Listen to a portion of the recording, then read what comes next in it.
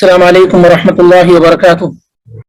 آپ کے پاس آ رہے ہوتے ہیں وہ یا تو حرام ہو رہے ہیں یا شک کے دائرے میں ہوتے ہیں، تو وہاں پر اگر آپ کا ایمان کا لیول ہائی ہوتا ہے اور آپ پیسے کو چھوڑ دیتے ہیں، ورنہ پیسے کے لیے آدمی پریشان ہوتا ہے۔ تو جس اعتبار سے آپ کا ایمان اسی اعتبار سے آپ کی آزمائش، جتنا کم درجے کا ایمان اتنے کم آپ کی آزمائش۔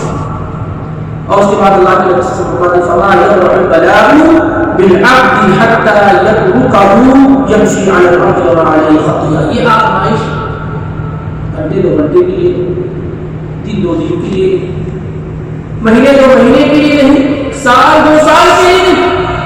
اگر آپ یہ زمین پر ہیں، زندہ ہیں، تو آپ کی آزمائش ہوتی رہے گی۔ اس طرح کی ایک دو روایت نہیں، کئی روایات موجود ہیں۔ اللہ کے نبی علیہ الصلوۃ والسلام فرماتے ہیں لا يزال البلاء بالمؤمن والمؤمنة في نفسه وماله وولده حتى يلقى الله وما عليه خطيئة۔ اللہ تعالیٰ مومن مردوں اور عورتوں کو آزماتا ہے، کنٹینیو آزماتا ہے، ان کی جان میں، ان کی مال میں، ان کی اولاد میں۔ کبھی بچے بیمار رہتے ہیں، کبھی بچے سمجھانے بجانے کے بعد بھی، تربیت کرنے کے بعد بھی ناکارہ ہو جاتے ہیں، اللہ کے باغی ہو جاتے ہیں۔ یہ آزمائش ہے۔ ایک باپ ماں محنت کرتے ہیں بچے پر، لیکن بچہ کیا کرے، صحت کیا ہوتا ہے، غلط راستے پر ہوتا ہے، ماں باپ کے لیے آزمائش ہے۔ نوح علیہ السلام اپنے بیٹے پر محنت کرتے ہیں، لیکن بیٹا کرے اور راستے سے ہٹا ہوا، بیوی راستے سے ہٹی ہوئی ہوتی ہے، آزمائش ہے کہ اپنے ہی بیٹے کو جہنم میں آگ جاتا ہوا دیکھ رہا ہے، راستے سے ہٹا ہوا دیکھ رہا ہے۔ تو اولاد کے سلسلے میں آزمائش، اولاد کا فوت ہو جانا آزمائش، بیوی کا فوت ہو جانا، بیوی کے لیے شوہر کا ماں باپ کو ہوتا ہے۔ تو اللہ کے نبی علیہ السلام نے کہا انسان کی آزمائش کنٹینیو ہوتی رہتی ہے، اس کی مال میں، اس کی جان میں، اس کی اولاد میں، حتی یلقی اللہ وما علیہ خطیئہ، یہاں تک کہ وہ اللہ سے ملاقات کرتا ہے اور اس پر گناہ ہوتے ہی نہیں، پاک و صاف ہو کر کے، کیونکہ جتنی آزمائش ہوتی ہے آپ کی صفائی ہوتی رہتی ہے، آپ کی صفائی ہوتی رہتی ہے۔ آدمی اس آیت کے اندر غور کرے کہ اللہ تعالیٰ نے کتنی بہترین بات بیان کی۔ آدمی پریشانیوں سے گھبرا جاتا ہے، تھوڑی مصیبتیں آئی تو اگلا جزا پتہ کرنا شروع کر دیتا ہے۔ در حقیقت یہ مصیبتیں اور پریشانیاں کیا ہیں؟ آپ کے لیے نعمت کا ذریعہ۔ اس کا مطلب یہ ہے کہ اللہ تعالیٰ آپ کو چھوٹی چیز چھین کر کے بڑی چیز دے جا رہا ہے۔ کسی آدمی سے چھوٹی گاڑی لے کر کے قیمتی گاڑی دینے جا رہا ہے، تو اس میں انسان کو پریشان نہیں ہونا۔ آزمائش جو اللہ تعالیٰ پر کر رہا ہے اس سے آپ کے درجات بلند ہوں۔ اور اسی طریقے سے یہ دنیا کے اندر کسی کی وفات ہو تو اس پہ آپ صبر کریں اور سوچیں کہ اللہ تعالیٰ نے آپ کو کیا دیا۔ یہ تو دنیا کا ایک کھانا ہے، دنیا کا ایمان والوں کے لیے تو پہلے کھانا، دنیا سے بھی لوگوں میں کافی۔ اللہ تعالیٰ آپ کو اس قید خانے سے نکال کر کے جنت کے باغات لے گا، اور آپ جان سکتے جب تک کہ آپ دنیا میں آتے ہیں۔ تو آدمی اس اینگل سے اگر سوچے کہ جو مسائل اور پریشانیاں آ رہی ہیں دنیا کے اندر، تو اس کے عوض اور بدلے میں اللہ رب العالمین اسے جنت دے رہا ہے، اس کے لیے بہتر ہے، کیونکہ دنیا تو قید خانہ ہے۔ یہ نہ کھاؤ، اس کو نہ دیکھو، یہ نہ کرو، شراب نہ پیو، زنا نہ کرو، جھوٹ مت بولو، غیبت نہ کرو، چگلی نہ کھاؤ، سب پہ پابندی ہے۔ جیسے آدمی جیل میں چلا جاتا ہے تو اپنی مرضی کا مالک نہیں رہتا، ایسے ایک ایمان والا کیا تمام چیزوں میں پابندیاں ہیں۔ نیند آ رہی نہیں، بدل کی نماز پڑھو، زور کی نماز پڑھو، غسل کرو، وضو کرو، عشاء کرو۔ کوئی آدمی اگر سختی سے بات کر رہا ہے نرمی سے بات کرو، غصے کو بھی گا، تمام جو ہماری ڈیزائر ہے، جو ہمارا اپنا من ہے، سب کو کیا کر دیا جاتا ہے، بیٹھ کر دیا جاتا، بند کر دیا جاتا، اور کہا جاتا ہے کہ آپ اللہ اور اس کے رسول کے ڈیزائر، ان کی خواہشات، ان کے احکامات کے مطابق ہیں، آپ کی اپنی مرضی نہیں، کیونکہ آپ نے کلمہ پڑھا۔ تو یہ دنیا ایمان آپ کے لیے کیا ہے؟ دنیا سجن المؤمن وجنت الکافر، وہاں آپ اس قید خانے سے نکال کر کے کیا ہے؟ جنت کے باغات میں جانا۔ اس لیے یہ بات یاد رکھنی چاہیے کہ آزمائش جب آپ کلمہ پڑھ رہے ہیں اور کلمے پہ ڈٹے ہیں، سمجھ رہے ہیں، تو آپ کو یہ سمجھنا ہوگا کہ آزمائش آپ کے ساتھ ہوگی. وغیرہ جب اللہ کے پیغمبر صلی اللہ علیہ وسلم نے لوگوں کی ایمان کی طرف بلایا، بلال پر بہت ظلم کیا گیا، صہیب پر بہت ظلم کیا گیا، عمار یاسر اور سمیہ پر بہت ظلم کیا گیا، تو لوگ ایمان نہیں لاتے. وہ سمجھ جاتے کہ بھائی جیسے ہی کرنا پڑیں گے تو ہمارا بھی حج نہیں کی طرح ہونا ہے. لیکن وہ سمجھتے تھے کہ دنیاوی جو تکلیف اور پریشانیاں ہیں یہ تو ہمارے حق میں نعمت ہی، ہمارے حق میں کیا ہے؟ نعمت ہی. یہ اس اینگل سے اگر آدمی سوچتا ہے تو انشاءاللہ رب العالمین اس کی بہت ساری پریشانیاں اور مصیبتیں کیا ہیں خود بخود ختم ہوتی نظر آئیں گی. آئیے چند روایات کو ہمارا اس موضوع کے متعلق جو ہے اس کو پڑھنے اور سمجھنے تاکہ تمام چیزوں پر صبر کرنا ہمارے لیے کیا ہے آسان اور ایزی ہو. پہلی بات یہ جان لیں جیسا کہ ذکر کیا گیا کہ اگر مومن ہے تو آزمائش یقینی ہے. یہ مت کہیے کہ میں نے تو کچھ کیا ہی نہیں. بہت سارے لوگ یہ کہتے ہیں کہ اللہ تعالیٰ میرے ساتھ ایسا کیوں کر رہا ہے، میں نے تو کچھ کیا ہی نہیں، میں تو نمازیں بھی پڑھتا ہوں، صدقہ و خیرات بھی کرتا رہتا ہوں. ایسے لوگ کہتے رہتے ہیں نماز بھی پڑھتا ہوں، صدقہ و خیرات بھی کرتا ہوں، مال کے حقوق کو بھی ادا کرتا ہوں، والدین کی خدمت بھی کرتا ہوں، پڑوسیوں کا خیال بھی کرتا ہوں، سب کچھ کرتا ہوں، تو میرے ساتھ اللہ تعالیٰ ایسا کیوں کر رہا ہے؟ کیا جواب دیا جائے اس کا؟ آپ کو اصل معلوم نہیں ہے، اسی لیے اللہ تعالیٰ آپ کو آزما رہا ہے. آپ یہ چھوڑ دو تو آپ ایسا ہو جائے گی. آپ نماز روزہ چھوڑ دو، آپ والدین کی خدمت کرنا چھوڑ دو، آپ رسول کے حقوق کا خیال کرنا، ان تمام چیزوں کو چھوڑ دو، کلمے میں آپ کچے ہو جاؤ تو آپ کی آزمائش کم ہوتی جائے گی. لیکن جیسے جیسے آپ یہ عمل انجام دو گے آپ کی آزمائش کے اندر اضافہ ہوتا چلا جائے گا. تو یہ کہنا کہ میں ایسا کرتا ہوں کہ میری آزمائش کیوں، تو حقیقت یہ شریعت کے مزاج اور سے واقف نہ ہونے کا نتیجہ ہے. اسی لیے آپ کی آزمائش ہو رہی ہے کہ آپ ایسا کر رہے ہیں. میں ایک سب سے پہلے اہم بات آپ کو ذکر کرتے ہیں، اس کے بعد آپ آگے بڑھاتے ہیں کہ اللہ تعالیٰ نے ایک شخص کے لیے جنت میں ایک منزلہ ایک درجہ طے کر رکھا ہے کہ فلاں شخص کو اللہ تعالیٰ جنت میں یہ اعلیٰ اور اونچا گریڈ دے گا. اب اس اعلیٰ اور اونچے گریڈ تک وہ نہیں پہنچ پاتا، لم یبلغ بعملہ، اپنے عمل کے ذریعے سے جنت کے اس مقام کو جو اللہ تعالیٰ نے اس کے لیے لکھ رکھا ہے عمل کے ذریعے سے نہیں پہنچ پاتا. یعنی اس کے عمل اس کو وہاں تک نہیں پہنچا پاتا. پھر اللہ رب العالمین کیا کرتا ہے، اللہ نے تو لکھ رکھا ہے کہ اس کے لیے جنت میں یہی مقام ہے، عمل جو ہے اس کا وہاں تک پہنچ ہی نہیں رہا، اس سے پہلے ہی ختم ہو جا رہا ہے. تو اللہ کے نبی علیہ السلام فرماتے ہیں کہ پھر اللہ رب العالمین کیا ہے اس کو آزمائشوں میں مبتلا کر دیتا ہے، اس کو مصیبتوں میں مبتلا کر دیتا ہے، پھر اسے صبر کی توفیق دیتا ہے. وہ صبر کرتا ہے اور فوری طور پہ اس کے نیکیوں کا تھرمامیٹر اوپر پہنچ جاتا ہے اور جو مقام اللہ نے اس کے لیے لکھ رکھا ہوتا ہے اس تک وہ پہنچ جاتا ہے. تو نیکیاں صرف اس سے نہیں ملتی کہ آپ نے نماز پڑھی ہے نیکی مل گئی، آپ نے روزہ رکھا نیکیاں مل گئی. نیکیاں اس پر بھی ملتی ہیں کہ اللہ تعالیٰ نے آپ کو مصیبت میں مبتلا کیا اور اس پر آپ صبر کر لے گئے تو اس سے آپ کی نیکیاں بڑی تیزی کے ساتھ کیا ہے بلندیوں کو پہنچ جاتی ہیں. حتیٰ کہ بڑی بڑی مصیبتوں کو چھوڑیے، اللہ تعالیٰ کو بڑا رحیم اور شفیق ہے. آپ کے پاؤں میں کانٹا بھی چبھ جاتا ہے، اللہ تعالیٰ اس کے عوض اور بدلے میں آپ کے گناہوں کو مٹا دیتا ہے. آپ کام کرنے کے لیے جاتے ہیں آپ کے گناہوں کو مٹا دیتا ہے. آپ بہت سارے لوگ جاب کرتے ہیں، ادھر ادھر کام کرتے ہیں، کبھی مینیجر کا پریشر، اس کا دباؤ، اس کی ٹینشن، اللہ تعالیٰ آپ کے گناہوں کو مٹاتا ہے. عورتیں گھروں میں کام کرتی ہیں، بچوں کی خدمت کرتی ہیں، شوہر کی خدمت کرتی ہیں، جھاڑو پوچھا کرتی ہیں، کھانا بناتی ہیں، برتن صاف کرتی ہیں، گھروں کی صفائی کرتی ہیں. ان تمام پر اللہ تعالیٰ ان کے گناہوں کو مٹا دیتا ہے، درجات کو بلند کر دیتا ہے. صحیح مسلم میں روایت موجود ہے، اللہ کے نبی صلی اللہ علیہ وسلم فرماتے ہیں یصیب المسلم من نصب ولا وصب ولا هم ولا غم حتى الشوكة يشاق شعبها الا غفر الله بها من خطاياه. مومن آدمی کو کوئی غم، کوئی ٹینشن، کوئی تکان، کوئی الجھن کچھ بھی پہنچتی ہے تو اللہ تعالیٰ اس کی وجہ سے کیا کرتا ہے اس کے گناہوں کو مٹا دیتا ہے. اگر یہ ساری چیزیں معلوم ہمیں، کبھی کبھی آدمی خود سے چھوڑ کر آتا ہے گاڑی دینا شروع کر دیتا ہے، ان کی بات آنے کی شروع کر دیتا ہے کہ یہاں کس نے راستے میں رکھ دیا اور یہ سب کرتا رہتا ہے. جب اس کو دین اور شریعت نہیں معلوم ہے تو کیا کوئی بھی تکلیف پہنچتی ہے تو یا تو اللہ تعالیٰ کو برا بلا کرے یا پھر اللہ کے بندوں کو برا بلا کرنا شروع کر دیتا ہے. یہ نہیں سمجھ پاتا کہ یہ تکلیف، یہ مصیبت، یہ ٹھوکر جو لگی ہوئی ہے اس کے ذریعے سے اللہ تعالیٰ نے گناہوں کو کیا ہے مٹا رہا کو کیونکہ اس کے پاس یہ آئیڈیا نہیں معلوم، اس کو معلوم ہی نہیں کہ اللہ کے پیغمبر صلی اللہ علیہ وسلم کی شریعت میں ہمیں یہ چیزیں کیا ہے سکھلائی اور بتلائی ہیں.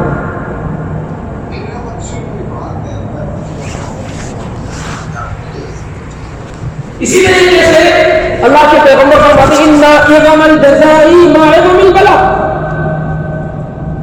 ان اعظم الجزاء ما اعظم البلاء، جتنی بڑی مصیبت اتنا بڑا اجر، جتنی بڑی مصیبت اتنا بڑا کیا ہے اجر.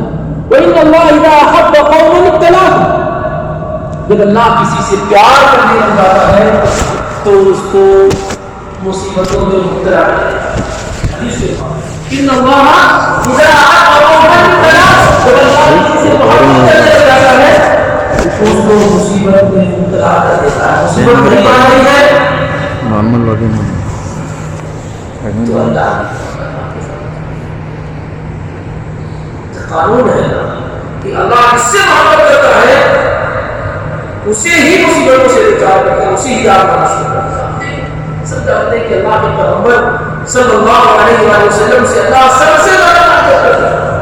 کس قدر آزمائش سے اللہ نبی علیہ السلام کو جانا، کس قدر آزمائش آپ تصور بھی نہیں کر سکتے. اگر آپ کی پوری سیرت کو آپ کے سامنے رکھیں تو آپ کو اندازہ ہوگا کہ کس طریقے سے اللہ کے پیغمبر صلی اللہ علیہ وسلم کی آزمائش ہوتی ہے. جس سے اللہ محبت کرتا ہے اس سے اس کو آزمائش ہوتی ہے. فمن رضی فلیحمدہ، جو اللہ کی آزمائش پر رضامندی کا اظہار کرتا ہے تو اللہ تعالیٰ اس سے راضی اور خوش ہوتا ہے. اور سخطہ اور جو ناراض ہوتا ہے اللہ کے اس فیصلے پر اللہ تعالیٰ اس سے ناراض ہو جاتا ہے.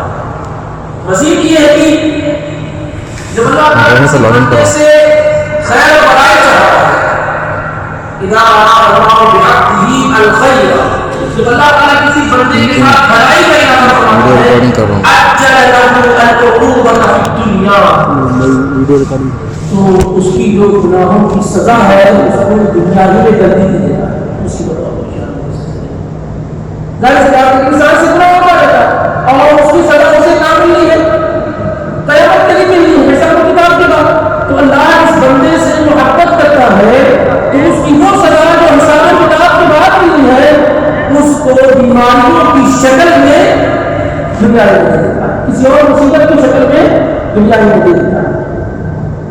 اور اذا اراد بعبده الشر، اور جب اللہ تعالیٰ کسی بندے کے ساتھ برائی کا ارادہ کرنا چاہتا ہے امسک عنہ بذنبہ، اس کو اس کے گناہوں کے ساتھ چھوڑ پکڑتا ہے حتی یوافی به یوم القیامہ، اور قیامت کے دن اس کا پورا اس کے گناہوں کا بدلہ اسے دے گا. اس طرح کی کئی روایات کیا ہے آپ پائیں گے. اب آئیے ان روایات کی طرف جو اللہ کے پیغمبر صلی اللہ علیہ وسلم نے ہمیں اور آپ کو سکھلایا اور بتایا اور بڑی ہی اہم ہے. سب سے پہلے اس آیت میں جو ذکر کیا گیا ہے کہ آزمائش یقینی طور پر ہوگی اور خوشخبری سنا دیجیے صبر کرنے والے لوگوں کے. انسان دو طرح کے ہوتے ہیں، ایک وہ کہ جب اس پر مصیبت آتی ہے تو وہ صبر کرتا ہے. دوسرا وہ کہ اس پر جب مصیبت آتی ہے تو وہ ناراض ہو جاتا ہے، جزا فضا اتنا دلانا شروع کر دیتا ہے. علماء نے صبر کے مطابق یا مصیبت کو ڈیل کرنے کے مطابق چار طرح کے لوگ کا ذکر کیا. چار طرح کے لوگ ہوتے ہیں. ایک وہ جو صبر کرتے ہیں، ایک وہ جو صبر کرتے ہیں. صبر کرنا واجب اور ضروری، آپشنل نہیں، صبر کرنا واجب اور ضروری. تو پہلے قسم کے لوگ ہوتے ہیں جو صبر کرتے ہیں. دوسرے یہ کہ مصیبت آنے پہ صبر پلس راضی اور خوشی ہوتے ہیں. اللہ تعالیٰ کے اس فیصلے پر کیا ہے؟ راضی. یہ اس سے اونچے لے گا.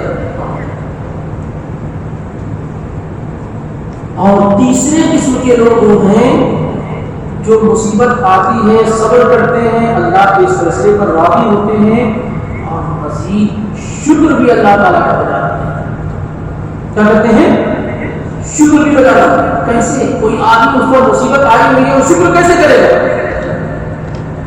اپنے آپ کو کئی طریقے سے تسلی دے سکتے ہیں. اللہ کا شکر ادا کرتے ہیں، اللہ کو یہی مصیبت تھی، اس سے بڑی مصیبت دے سکتا ہے. 10,000 چوری ہوا، 1,00,000 کا ہوا، بھی چوری ہو سکتا تھا. اس طریقے سے اللہ کا شکر ادا کرتے ہیں کہ اللہ کو بڑی مصیبت سے مجھے بچا لیا. اچھا ایک بیٹی کی وفات ہوئی ہے، 4 بیٹے تھے، تو اس بات کا قابل تھا کہ ایک ساتھ 4 بیٹوں کی ہوں قبر کر سکتا. اللہ کا شکر ہے کہ پورے 3 کو باقی رکھا.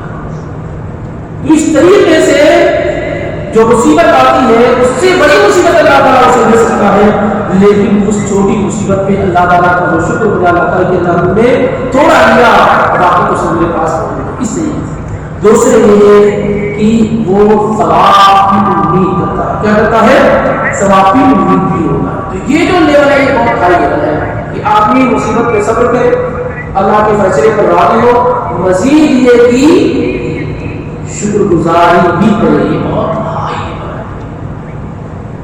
اللہ کے پیغمبر صلی اللہ علیہ وسلم بیان فرماتے ہیں، آپ کو بتا دیتی ہے کہ جب آپ کو کوئی ایسی خبر دی جاتی جو غم اور تکلیف والی ہوتی، تب بھی آپ کیا کہتے ہیں؟ الحمدللہ علی کل حال. ہر حال میں کیا ہے؟ اللہ رب العالمین کا شکر ہے.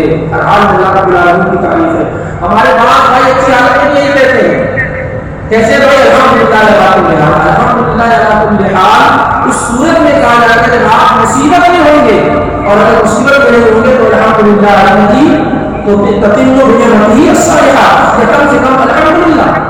لیکن اگر آدمی اچھی حالت میں ہے، پوچھا جائے کیا حال ہے، تو آپ یہ بتائیے کہ الحمدللہ الحمدللہ. یہ اس وقت کہا جاتا ہے جب آدمی مصیبتوں اور پریشانی میں گھرا ہوا ہوتا ہے. چوٹی چیز کیا ہے؟ چوتھے لوگ کیا ہے؟ وہ لوگ جو مصیبت آتی ہے وہ صبر نہیں کرتے، چیخنا اور چلانا شروع کر دیتے ہیں. اب ہمیں اور آپ کو یہ ڈیسائیڈ کرنا ہے کہ ان چاروں میں سے کن لوگوں میں شامل ہونا ہے. ایک تو یہ کہ صبر کر لیں، دوسرا یہ کہ صبر پلس اللہ کے اس فیصلے پر راضی ہیں، تیسرے یہ کہ اپنے آپ کو اس سے آگے بڑھا کر کے کہیں کہ اللہ تعالیٰ شکر ہے، اللہ تعالیٰ شکر. یہ اہم چیز ہے. اللہ کے نبی علیہ السلام فرماتے ہیں، وہ مساشری کی روایت ہے، جب کسی انسان کے بیٹے کی وفات ہو جاتی ہے، اس کے لاڈلے کی وفات ہو جاتی ہے، تو اللہ رب العالمین فرشتوں سے کہتا ہے قبضتم فؤاد عبدی، تم نے میرے بندے کے جگر کے ٹکڑے کو لے لیا، اس کی روح کو قبض کر لیا. جو فرشتہ روح قبض کر کے جاتا ہے تو اللہ تعالیٰ کہتا ہے اس سے کہ تم نے میرے بندے کے جگر کے ٹکڑے کی روح قبض کر لی. حالانکہ اللہ خوب جانتا، تو فرشتے جواب دیتے ہیں ہاں اے اللہ ہم نے ایسا ہی کیا تیرے بندے سے. تو اللہ رب العالمین پوچھتا ہے ماذا قال عبدی، میرے بندے نے کیا کہا؟ جب تم نے ان کے جگر کے گوشے کی روح کو قبض کیا تو میرے بندے نے کیا کہا، کیا ریئیکشن تھا اس کا؟ تو فرشتے جواب دیتے ہیں ہاں بھی کرنا بس کر دیا، انا للہ و انا الیہ راجعون کہا اور تیری تعریف کی. بیٹے کی وفات ہوئی تو انا للہ و انا الیہ راجعون کہا، صبر کیا اور تیری تعریف کی کہ اللہ حال کا شکر ہے. تو یہ بات اللہ تعالیٰ کو بہت پسند آتی ہے اور اسی وقت آڈر ہوتا ہے کہ بنو لکی بنو لہو بیتن فی الجنہ، ابھی اس کے لیے جنت میں کرتے جاتا ہے، لیٹ نہیں کرتا. اس بندے کے لیے ابھی جنت میں کیا ہے؟ گھر تیار کرو وسموہ بیت الحمد، اور اس گھر کا نام بیت حمد، تعریف کا گھر. یہ بات کسی وغیرہ میں صحیح سب کے ساتھ کیا ہے موجود ہے. تو یہ جو نعمت ہے یہ بڑا اونچا اور اعلیٰ درجہ ہے جس میں انسان کو بڑی ساری فضیلتیں مقام اور مرتبہ کیا ہے مل جاتا ہے. اس کے علاوہ اور آپ دیکھیں کئی اور پہلے جانتے چلے کہ صبر کی ڈیفینیشن کیا ہے، صبر کب کیا جائے گا. ہمارے پاس ظاہر سی بات ہے کسی کی اگر وفات ہو جائے تو 24 گھنٹہ ہو نہیں سکتے ہیں، کھانا پینا کچھ آپ بند نہیں کر سکتے ہیں، 1 مہینے تک جاب چھوڑ نہیں سکتے ہیں. تو سب کچھ ہو جانے کے بعد بھوک لگے گی تو کھانا شروع کر دیں گے، نیند آئے گی تو سونا شروع کر دیں گے، کمپنی سے فون آئے گا تو جانا شروع کر دیں گے. تو 4-5-6 دن کے بعد کہتے ہیں سب ہی کے علاوہ راستہ ہے کیا سب نہیں. تو یہ سب نہیں، یہ سب نہیں ہے. سب کب ہوگا؟ آگے آئے گا مصیبت، جیسے ہی مصیبت آئے فوراً کہتے اگر اس میں ڈسٹینس ہو گیا مصیبت آنے میں اور صبر کرنے میں، مصیبت آ رہی ہے صبر کرنے شروع ہو رہا ہے، تو یہ آپ کو یہ فائدے کا سودا نہیں. تو اتنی دیر میں آپ نے اللہ تعالیٰ کی رضا کا ثبوت نہیں دیا، اللہ سے راضی یہاں اس کا ثبوت آپ نے نہیں دیا. اسی لیے اللہ کے نبی علیہ السلام کے مطابق صحیح بخاری کے اندر انس بن مالک کہتے ہیں مرد نبی صلی اللہ علیہ وسلم کی مراد کی انتہائی اللہ کے پیغمبر ایک عورت کے پاس سے گزرے ہیں جو قبر کے پاس بیٹھ کر کے رو رہی ہے.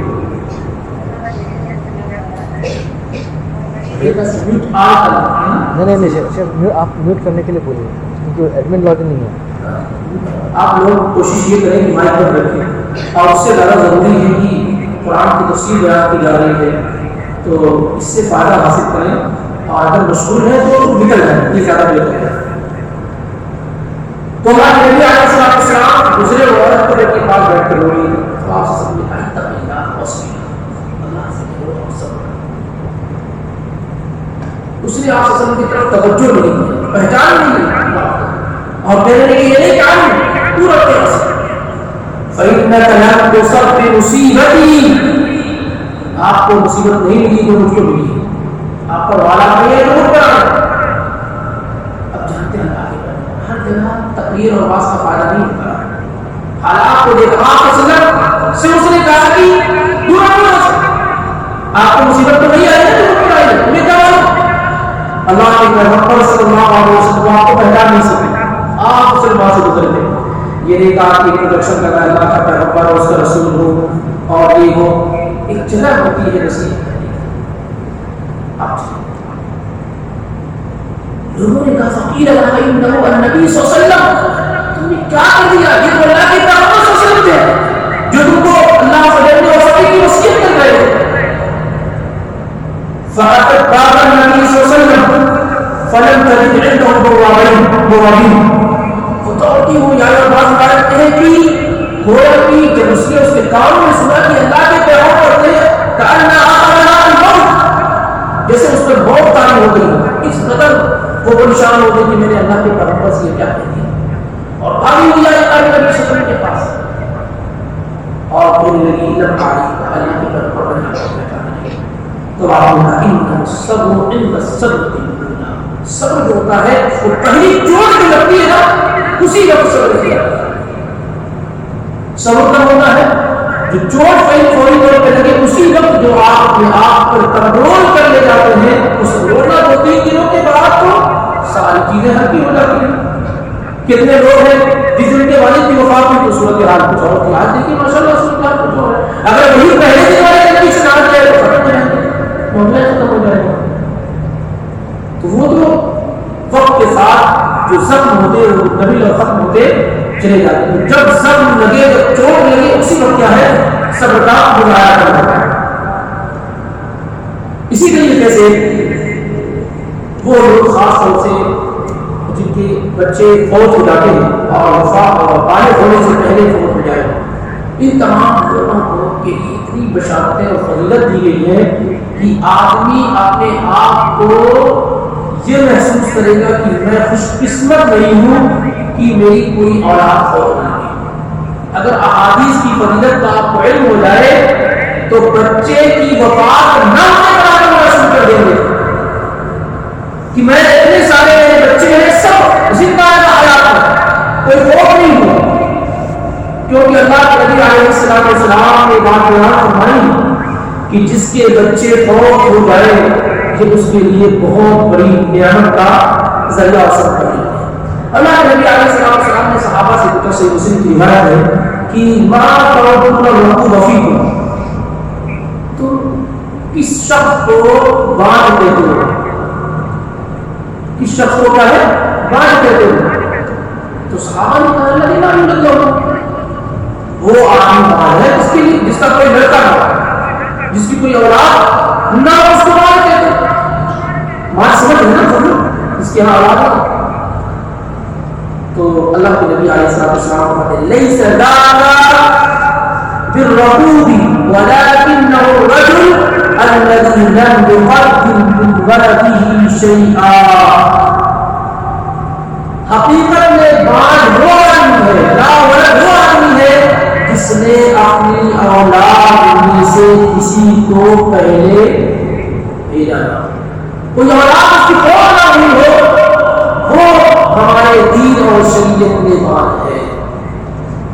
یہ اپنے اختیار نہیں، ویسا نہیں کہ کوئی بیٹا یا اولاد نہیں فوت ہوئی تو آپ اس کو قتل کر دیں، یہ نہیں کہا. یہ کہنے کا مقصد ہے کہ بدنصیبی یا مصیبت وہ نہیں ہے جس کو آپ مصیبت سمجھ رہے ہیں. کیا آپ کا بیٹا یا بیٹی فوت ہو گئی، یہ تو رہنا ہے آپ کے لیے.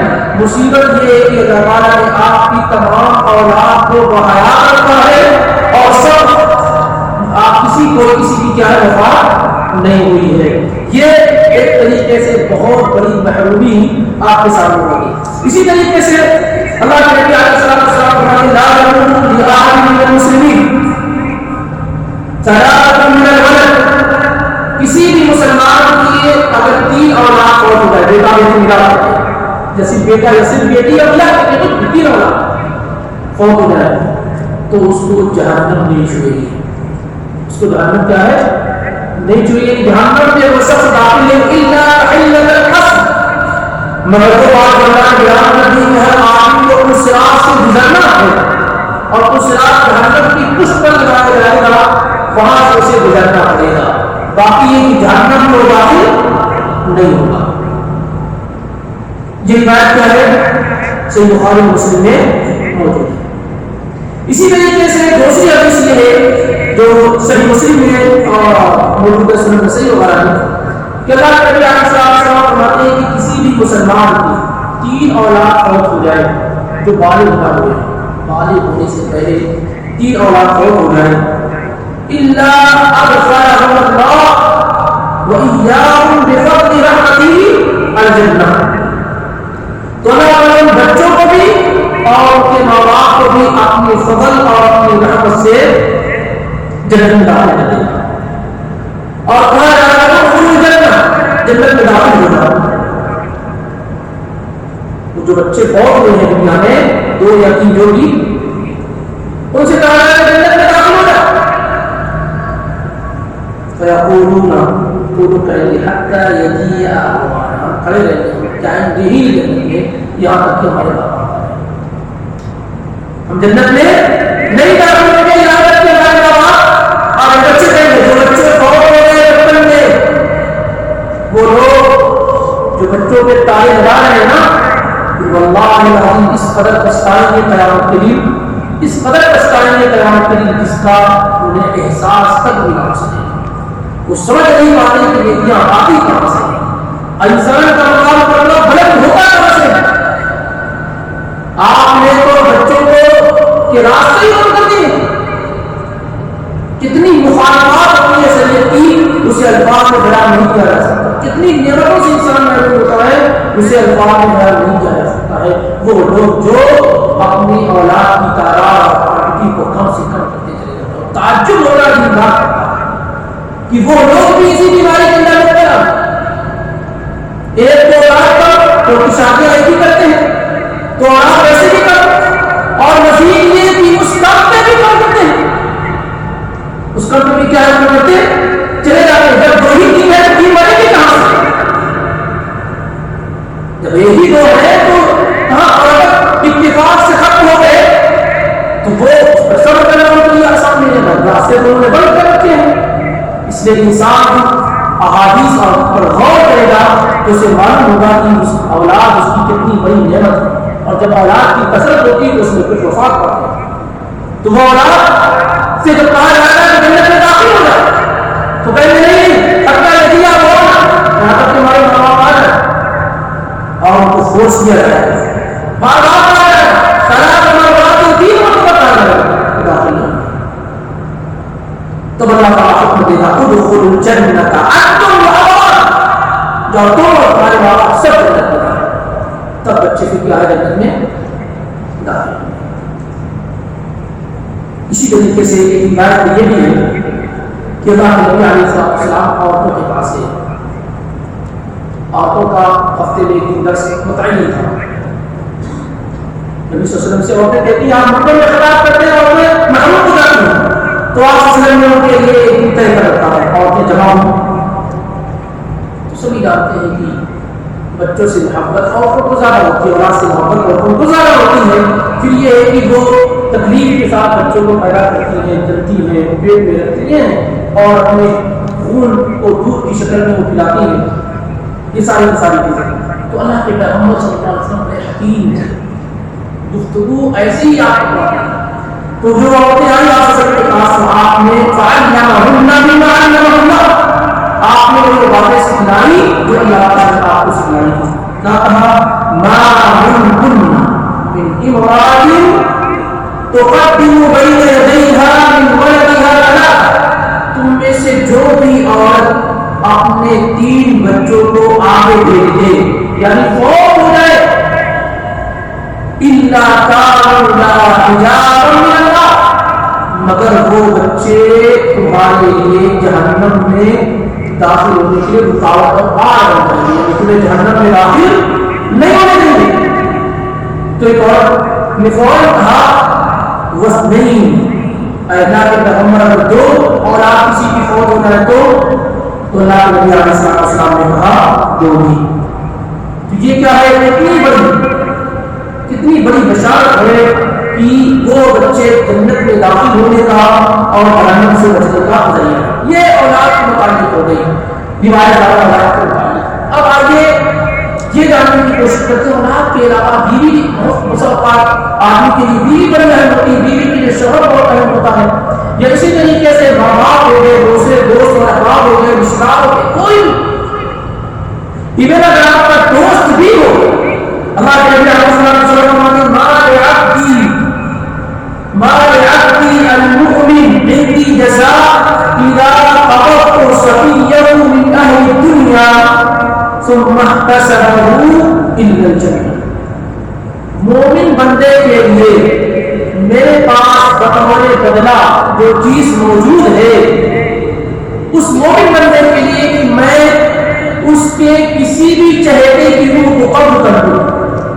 اذا قبضت صفيه من أهل الدنيا جب میں اپنے مومن بندے کے کسی بھی چہتے کی روح کو قبض کر دیتا ہوں. وہ آپ کا باپ آپ کے والد ہو گئے والدہ ہو گئے بیٹے ہو گئے بیٹی ہو گئے دوست احباب کوئی اے مومن آپ کا چہرہ ہونا آپ کا قریبی ہونا آپ کا نانا ہونا تو اللہ کے نبی علیہ السلام فرماتے ہیں اور اس پر آدمی صبر کر لے جائے ثم احتسب صبر کر لے اور ثواب کی امید کر لے تو اللہ تعالیٰ بدلے میں اسے جنت عطا فرما دیتا ہے اور جنت کے علاوہ کوئی بدلہ اللہ کے پاس اس کے لیے نہیں ہوتا. تو بسا اوقات آپ کے دوست کی وفات آپ کے قریبی کی وفات آپ کو جنت میں داخل ہونے کا ذریعہ اور سبب بنا رہے ہیں. اس لیے آدمی کو چاہیے کہ ان چیزوں پر وہ توجہ کرے اور دھیان. اس لیے کہ کئی روایات ہیں بہت ساری روایات ہیں جس کو محدثین نے اکٹھا اور جمع کیا ہے تمام روایات کو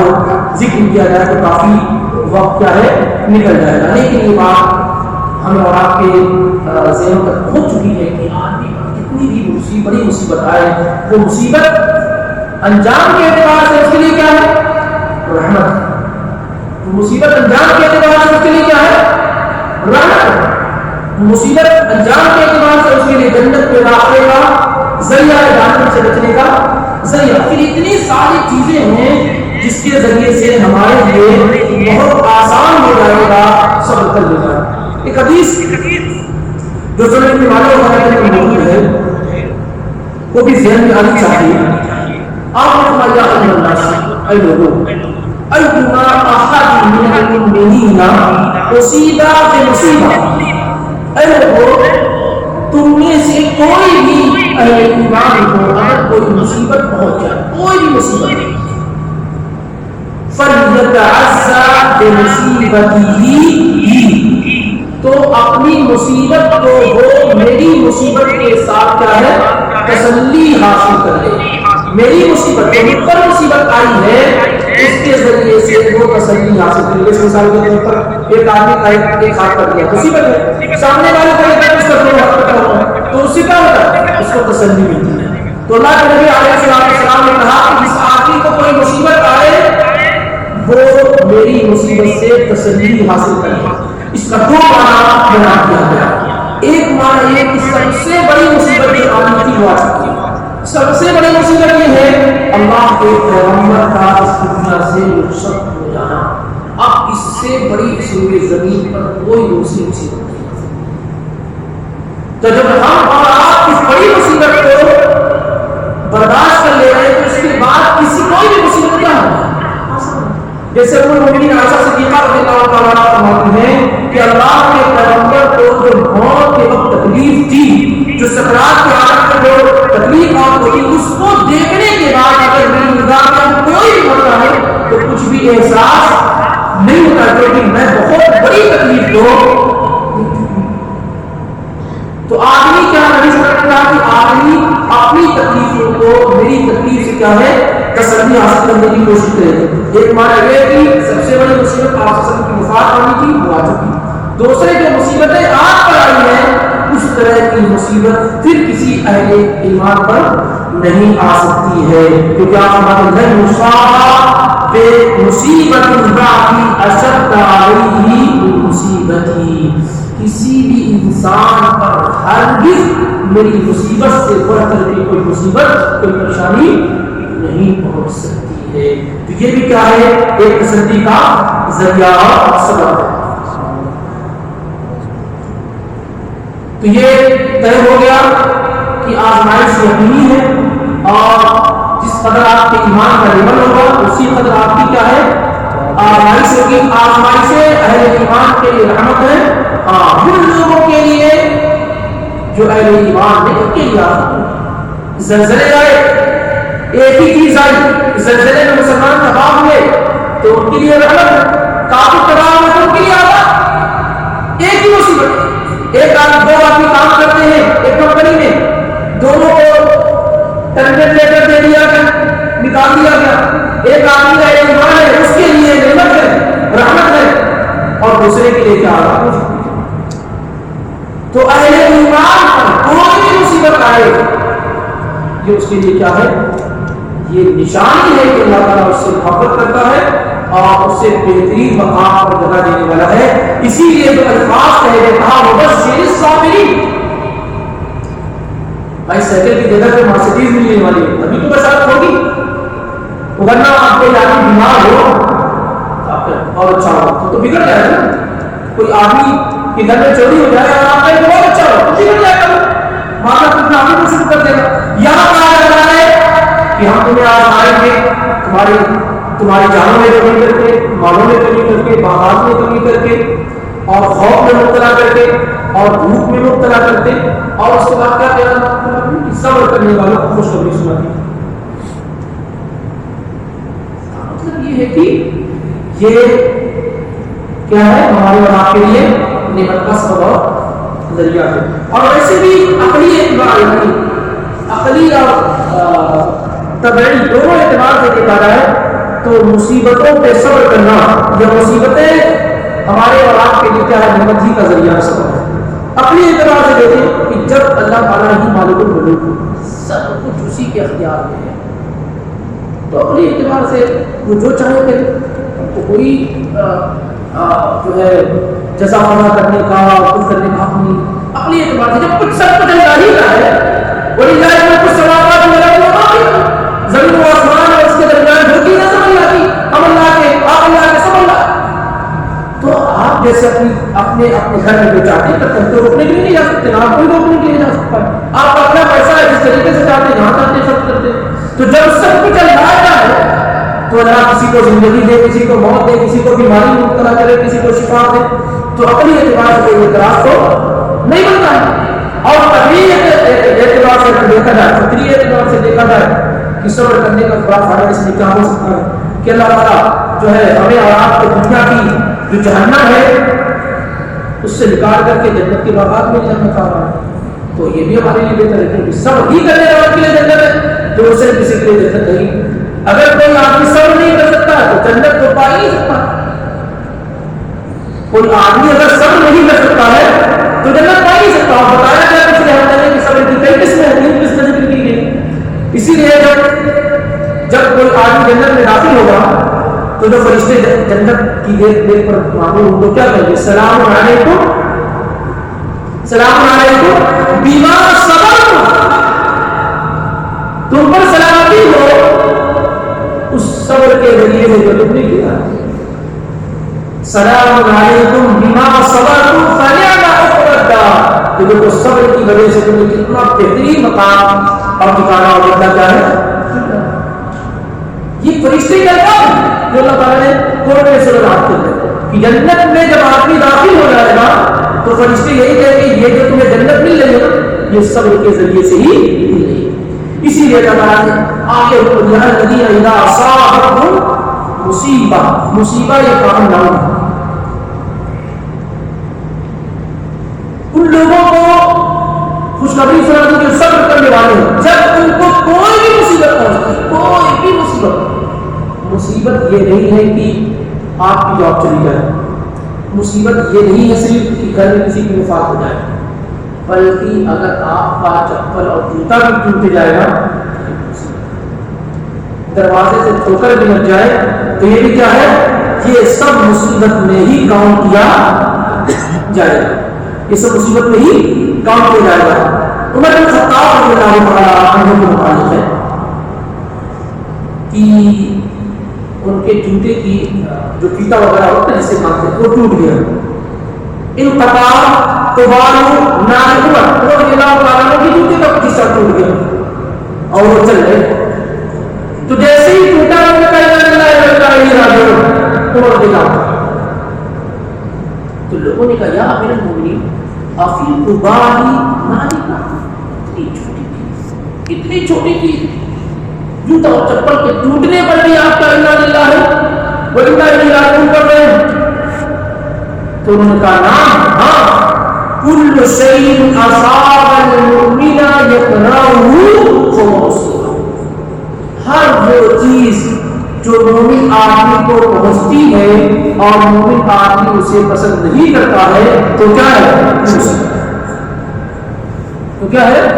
مصیبت ہے۔ اس کا مطلب کیا ہوا کہ آدمی کوئی یہاں ہمارے پاس کیا ہے، اگر آپ انا للہ و انا الیہ راجعون پڑھے تو سمجھتے بس تو گیا ختم ہو گیا ہے تعلق دنیا سے اسی موقع، باقی اگر آپ کی گھڑی دور ہو گئی، چابی نہیں ملی، اس طرح کے واقعے پر اگر آپ انا للہ و انا الیہ راجعون پڑھ لیں تو آپ لوگ کیا سمجھتے کسی کی وفات ہو گئی کیا؟ دیکھیے چھوٹی بڑی کسی بھی چیز پر الذین اذا اصابتهم مصیبت، کوئی بھی مصیبت جب انہیں پہنچتی ہے تو کہتے ہیں قالوا انا للہ و انا الیہ راجعون، تو کہتے ہیں انا للہ، ہم سب اللہ کے لیے، اللہ کی ملکیت، و انا الیہ راجعون، اور اسی کی طرح ہم سارے لوگ کیا ہے، لوٹنے والے ہیں۔ یہ جو انا للہ و انا الیہ راجعون ہے یہ تو اول توحید کا بڑا عظیم پیغام ہے اور آپ کو اصل جو آپ کی جگہ ہے اس کی طرف لے جانے والا ہے۔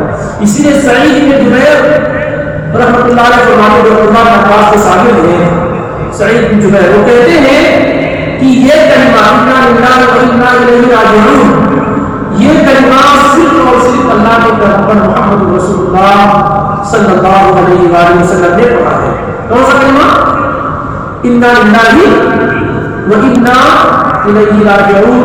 اور اگر یہ بات سیدنا یعقوب علیہ السلام کو معلوم ہوتی تو وہ یوسف کی جدائی میں یہ نہ کہتے یا اسفا علی یوسف، آئے افسوس یوسف پر۔ اگر انہیں انا للہ و انا الیہ راجعون معلوم ہوتا تو یا اسفا علی یوسف نہیں کہتے۔ انا للہ و انا الیہ راجعون یہ سب سے پہلے اللہ کے پیغمبر جناب محمد رسول اللہ صلی اللہ علیہ وآلہ وسلم کہنے والے الذین اذا اصابتهم مصیبہ قالوا انا للہ وَإِنَّا إِلَيْهِ رَاجِعُونَ أُولَٰئِكَ عَلَيْهِمْ صَلَوَاتُ مِن رَّبِّهِمْ وَرَحْمَةٌ یہی وہ لوگ ہیں جن کی اللہ تعالیٰ تعریف بیان کرتا ہے. صلوات یا صلاۃ اس کے معنی میں علماء نے اختلاف کیا کہ صلاۃ کا مطلب کیا ہے, اور صحیح رائے یہ ہے کہ جب اللہ تعالیٰ کی طرف سے صلاۃ کہا جائے صلاۃ تو اس کا مطلب ہوتا ہے کہ اللہ تعالیٰ کا بندے کی تعریف بیان کرنا, اللہ رب العالمین کا بندے کی تعریف بیان کرنا. ان اللہ و ملائکتہ یصلون علی النبی, اللہ تعالی نبی صلی اللہ علیہ وسلم پر درود بھیجتا ہے, یعنی نبی علیہ السلام کی کیا ہے تعریف کرنا ہے بنانے والا نے. اسی طریقے سے جب اللہ تعالیٰ کہتا ہے یہی وہ لوگ ہیں جن پر اللہ کی طرف سے صلاۃ درود نازل ہوتا ہے, یعنی اللہ تعالیٰ فرشتوں کے درمیان ایسے بندوں کا ذکر کرتا ہے. یہ بات زیادہ درست اور صحیح ہے. اولئک علیہم صلوات من ربہم, یہی وہ لوگ ہیں جن پر ان کے رب کی جانب سے کیا ہے صلاۃ نازل ہوتا ہے, اللہ تعالیٰ کی تعریف کرتا ہے, اور رحمت نازل فرماتا ہے. اولئک هم المهتدون, اور وہی لوگ ہیں جو ہدایت پر ہیں, یعنی جو صبر نہیں کرتے ہیں, جو صبر نہیں کرتے ہیں, جو مصیبت کے وقت انا للہ و انا الیہ راجعون نہیں کرتے ہیں, ان پر ان کے اللہ معاف نہیں کرتا ہے, ان پر اللہ کی رحمتیں نازل ہوتی نہیں ہوتی ہیں, اور نہ ہی ایسے لوگوں کا استعمال ہدایت یافتہ لوگوں میں ہوتا ہے. تو یہ جو آیت آپ کے سامنے آیات ذکر کی گئی اور اس کے ذکر میں بعض روایات, باقی یہ ہے کہ آپ کوشش کریں کہ تمام روایات اور احادیث تک پہنچے, اس سے آپ کو مضبوطی ملے گی. ہر طرح کی مصیبتوں سے ٹکرانا آپ کے لیے کیا ہے آسان ہو جائے گا جب آپ کو یہ معلوم ہو جائے کہ اس پر کتنا بڑا خطرہ ہے. اگر مثال کے طور پر آپ اس کمپنی میں کام کر رہے ہیں اور آپ کی سیلری 10,000 ہے, مثال کمپنی کا کہے آپ سے کہ آج سے ایک ہفتے تک آپ 24 آورس کام کیجئے, ایک ہفتے تک پوری کمپنی آپ کے نام کر دے, تو یہ 7 دن آپ کا کیسے گزرے گا آپ کو کیا ہے پتا نہیں چلے, کیونکہ اس کے عوض اور بدلے میں آپ کو کیا ہے بہت فائدہ ملے گا. ایسے اگر ایمان میں سوچ لے کہ جو مصیبتیں اور پریشانیاں آپ اس کے عوض اور بدلے میں کیا ملنے والا ہے, اس پر اگر آپ کی نگاہ اور توجہ ہوگی تو یہ جتنی بھی مصیبتیں ہوں گی ان کو آسانی کے ساتھ آپ کتاب و سنت کی روشنی میں جیت سکتے ہیں. تو یہ 3 آیات کے اللہ کی توفیق سے مکمل ہوئی.